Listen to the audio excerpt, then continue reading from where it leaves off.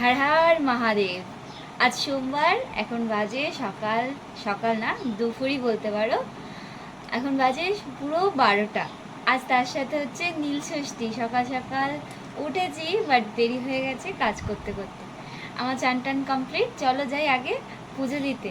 আজ নীলবাতি, তাই নীল ষষ্ঠী উপলক্ষে আজকে ভিডিওটা তোমাদের জন্য।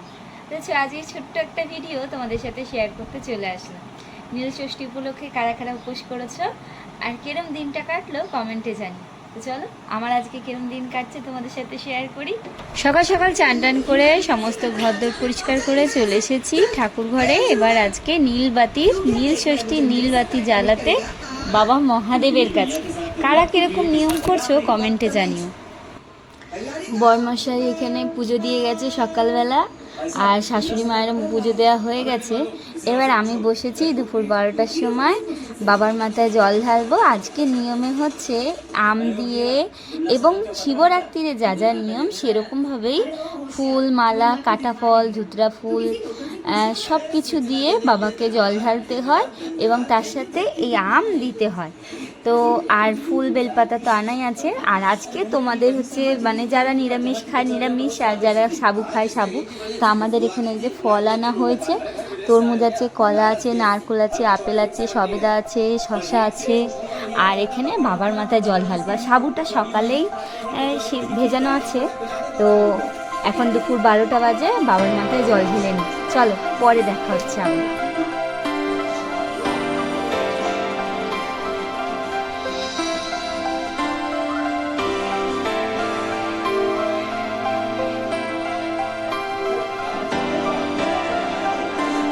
বাবার মাথায় জল ঢেলে ঘরে এসে বসে একটা শাড়ির পাট বসাচ্ছিলাম। বসাতে বসাতে একটু খিদে পেয়েছে, তো মেয়ে এখানে আমার জন্যে ছাতু গুলেছে। দেখো মেয়ের হাতে ছাতুগুলো এখন বসে বসে খাবো, আর এদিকে শাড়ির পাট বসাবো। তো চলো খেয়ে নি। এখন বাজে সন্ধ্যে 6টা, চলে এসেছি ঠাকুর ঘরে। আবারও এবেলা ভগবানকে ফল দিয়ে পুজো দেওয়া হবে। ওবেলা এমনি বাতাসা, কাটা ফল এগুলো দিয়েই, আম দিয়েই পুজো দেওয়া হয়েছে। আর এবেলা ভগবানকে খেতে দেওয়া হবে 5 রকম ফল দিয়ে। আজকে আনা হয়েছে তরমুজ, কলা, শসা, আপেল, অনেক কিছু। তো আমি এখানে পুজো দেওয়া হয়ে গেছে, তারপরে ঠাকুরকে শয়ন দিয়ে খেতে বসবো আজকে রাত্রিরের খাবার। আজকে আর লুচি করিনি, সন্ধ্যাবাতি দিয়ে চলে এসেছি। আর এত বড় একটা তরমুজ, যে ফল প্রসাদ আছে, এখানে ফল আছে। আর এইটা হচ্ছে দই, দুধ, তারপরে নারকোল, কলা দিয়ে সাবু মাখা হয়েছে। তো আজকে রাত্রিরে এটা খাওয়া হবে। তো চলো, আর যদি খিদে পায় তাহলে একটুখানি লুচি ভাজা হবে।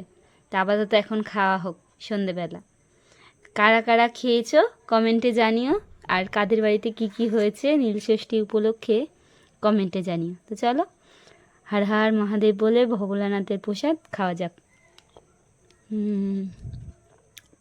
ভীষণ সুন্দর লাগে প্রসাদ, মানেই যেন অমৃতের মতন লাগে প্রসাদ।